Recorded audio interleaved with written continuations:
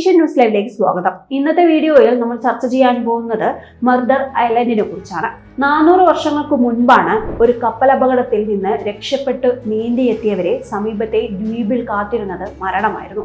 വർഷങ്ങൾക്കപ്പുറം ആ ദ്വീപ് അറിയപ്പെട്ടത് തന്നെ മർഡർ ഐലൻഡ് എന്നും. 316 യാത്രക്കാരുമായി യാത്ര പുറപ്പെട്ട ആ കപ്പലിൽ നിന്ന് രക്ഷപ്പെട്ടവർ വളരെ കുറച്ചുപേര് മാത്രം. അടുത്തിടെ ഒരു കൂട്ടം ആർക്കിയോളജിസ്റ്റുകൾ മർഡർ ഐലൻഡിൽ ഈ അസാധാരണ കൂട്ടക്കൊല സംബന്ധിച്ച രഹസ്യം തേടിയെത്തി. ദ്വീപിൽ നിന്ന് അവർക്ക് ലഭിച്ചത് 125-ലേറെ അസ്ഥികൂടങ്ങളായിരുന്നു. അതിൽ പുരുഷന്മാരും സ്ത്രീകളും കുട്ടികളും ഉണ്ടായിരുന്നു. കൂട്ടത്തോടെ കുഴിച്ചിട്ട നിലയിലായിരുന്നു അവരെല്ലാവരും. ഇപ്പോഴും ഓരോ ദിവസവും പുതിയ അസ്ഥികൂടങ്ങൾ കണ്ടെത്തിക്കൊണ്ടിരിക്കുന്നു. 60 ന്യൂസ് ഓസ്ട്രേലിയ എന്ന ചാനൽ അടുത്തിടെ ഇത് സംബന്ധിച്ച ഒരു ഡോക്യുമെന്ററി തയ്യാറാക്കി. പുരാവസ്തു ഗവേഷകർ കണ്ടെത്തിയ മർഡർ ഐലൻഡിന്റെ കൂട്ടക്കൊലയുടെ രഹസ്യം സംപ്രേഷണം ചെയ്യുമ്പോഴും ദ്വീപിൽ നിന്ന് പുതിയ അസ്ഥികൂടങ്ങൾ കണ്ടെത്തിക്കൊണ്ടേയിരിക്കുകയായിരുന്നു. ഓസ്ട്രേലിയയുടെ പടിഞ്ഞാറ് ഭാഗത്തുള്ള ദ്വീപ് നിരകളിൽ ഒന്നാണ് ബീക്കൺ ഐലൻഡ്. അറിയപ്പെടുന്നതാകട്ടെ മർഡർ ഐലൻഡ് എന്നും ബത്തേവിയയുടെ ശ്മശാനം എന്നും ദ്വീപിനെ ചിലർ വിളിക്കുന്നു. ഓസ്ട്രേലിയ ഇന്നേവരെ കണ്ടതിൽ വെച്ച് ഏറ്റവും ഭീകരമായ കൂട്ടക്കൊലകളിൽ ഒന്ന് നടന്ന ദ്വീപ് എന്ന നിലയിലാണ് പലരും ബീക്കൺ ഐലൻഡിനെ ഇന്നും കാണുന്നത്. എല്ലാത്തിന്റെയും തുടക്കമാകട്ടെ 1628 ഒക്ടോബർ 28-നും. അന്നാണ് നെതർലാൻഡ്സിൽ നിന്ന് ബത്തേവിയയിലേക്ക് പോകാനായി ഡച്ച് ഈസ്റ്റ് ഇന്ത്യ കമ്പനി ആ കപ്പലിന് അനുമതി നൽകുന്നത്. ഒട്ടേറെ കുടുംബങ്ങൾക്കൊപ്പം കപ്പലിലെ സുഗന്ധ വിജ്ഞാനങ്ങളും വെള്ളിയും സംരക്ഷിക്കാനുള്ള സൈനികരും യാത്രാ സംഘത്തിലുണ്ടായിരുന്നു.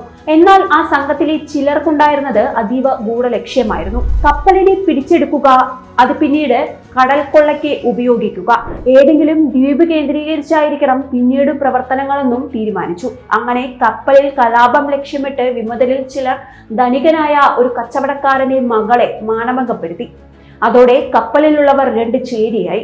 1629 ജൂൺ മാസമായപ്പോഴേക്കും സംഘർഷം രൂക്ഷമായി. ജൂൺ 4-ന് ഓസ്ട്രേലിയയുടെ പടിഞ്ഞാറ് മാറി 60 കിലോമീറ്റർ ദൂരത്തുള്ള മോർണിംഗ് റീഫിൽ കപ്പൽ ഇടിച്ചു നിന്നു. രക്ഷപ്പെടാനുള്ള ശ്രമത്തിനിടെ 40 പേർ മുങ്ങി മരിച്ചു. ബാക്കിയുള്ളവർ സമീപത്തെ 2 ദ്വീപുകളിലേക്ക് നീന്തിയെത്തി. ബീക്കൺ ഐലൻഡിലേക്കായിരുന്നു ഏറെ പേരും എത്തിയത്. അതോടെ വിമതരുടെ തനി നിറം പുറത്തായി. അവർ ആൾക്കൂട്ടത്തിന്റെ നിയന്ത്രണം ഏറ്റെടുത്തു. തങ്ങളുടെ അധികാരത്തിനെതിരെ സ്വരമുയർത്തുന്നവരെ കൊന്നുതള്ളി. ജൂലൈയിൽ മാത്രം കൊല്ലപ്പെട്ടത് 100-ലേറെ പേർ. കരച്ചിൽ നിർത്താതിരുന്നതിനാണ് ഒരു കുട്ടിയെ കൊലപ്പെടുത്തിയത്. മറ്റൊരാളാകട്ടെ വാളിന്റെ മൂർച്ച പരിശോധിക്കാനും. ഒരു കാരണവുമില്ലാതെ കൊലപ്പെടുത്തിയത് ഒരു കുടുംബത്തിലെ 6 പേരെയും. എന്നാൽ സ്ത്രീകളെയെല്ലാം വിമതർ മാറ്റി നിർത്തി. അവരെ നിരന്തരം മാനഭംഗപ്പെടുത്തിക്കൊണ്ടിരിക്കുകയായിരുന്നു. പിന്നീട് അവരെയും കൊന്നുതള്ളി. എല്ലാവരെയും കൂട്ടത്തോടെ കുഴിച്ചിട്ടു. മറ്റൊരു ദ്വീപിലേക്ക് രക്ഷപ്പെട്ടവരാകട്ടെ ആവശ്യത്തിന് വെള്ളവും ഭക്ഷണവും ലഭിച്ച് രക്ഷപ്പെട്ടു. ഇന്നത്തെ കാലത്താണെങ്കിൽ പോലും ബീക്കൺ ഐലൻഡിലേക്ക് അധികമാരും പോകാറില്ല. അത്രമാത്രം ഉഷര ഭൂമിയാണത്. എന്തായാലും വൈകാതെ തന്നെ ഒരു രക്ഷാകപ്പലെത്തി.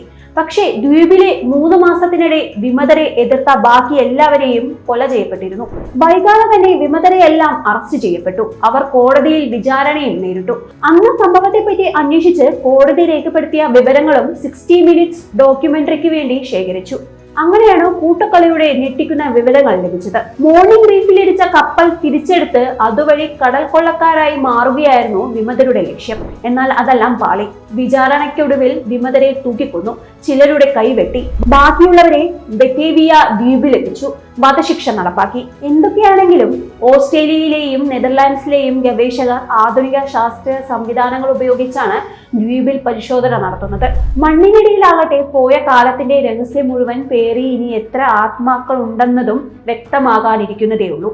ഈ വീഡിയോ നിങ്ങൾക്ക് ഇഷ്ടമായെങ്കിൽ വീഡിയോ ലൈക്ക് ചെയ്യാനും ഷെയർ ചെയ്യാനും സബ്സ്ക്രൈബ് ചെയ്യാനും മറക്കരുത്. അടുത്തൊരു വീഡിയോയുമായി നമുക്ക് വീണ്ടും കാണാം. നന്ദി, നമസ്കാരം.